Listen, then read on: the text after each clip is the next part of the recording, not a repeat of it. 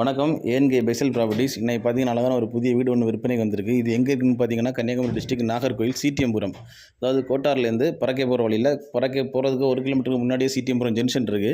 சிடிஎம்புரம் ஜங்ஷன்லேருந்து ஒரு 300 மீட்டர் டிஸ்டன்ஸில் நம்ம வீடு இருக்குது.